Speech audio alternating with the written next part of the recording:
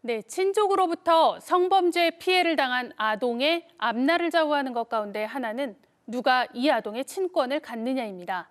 만약 가해자가 친아버지라면 어떨까요?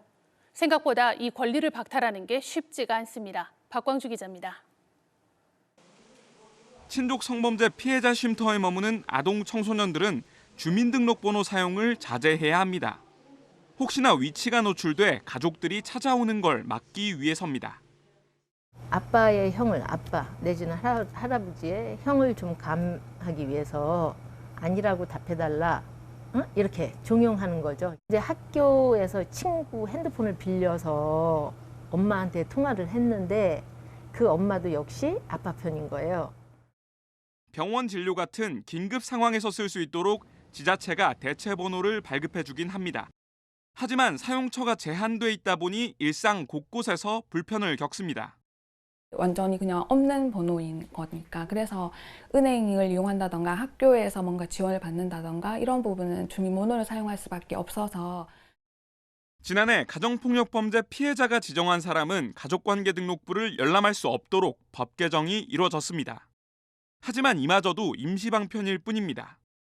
가해 부모라 해도 친권이 상실되는 사례가 흔치 않아서 피해 아동의 일거수일투족에 간섭할 수 있기 때문입니다. 친권 상실이 되지 않은 상태면 학생들일 경우에는 핸드폰 개통 자체를 할 수가 없어요.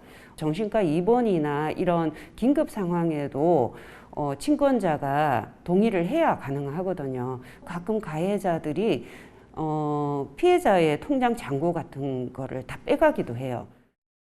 지난 2015년에서 2017년 사이 친족 성폭력을 이유로 친권 상실이 청구된 건 단 4건.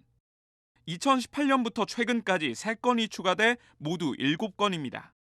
2015년부터 5년 동안 친족 성범죄로 1275건의 기소가 이뤄진 것과 비교하면 차이가 큽니다. 주변에서 피해자 의사를 대리해 친권 상실을 청구해줘야 하는데 친족 성범죄의 특성상 이런 역할을 해주는 가족이 드뭅니다. 4년 이내로 친권을 일시정지하는 건 조금 더 인용 가능성이 높지만 후견인 지정 과정이 까다로운 게 문제입니다. 후견인을 할 수 있는 친인척이 있는 경우에 있어서는 법원에서 조금 고민하지 않고 진행을 하는데 그런 사람을 못 찾는 경우에는 결국은 공공에서 그런 후견인 풀을 찾아야 되는데 누군가도 적극적으로 신청하지 않고 법원에서는 이걸 직권으로 시작하지는 않으니까요.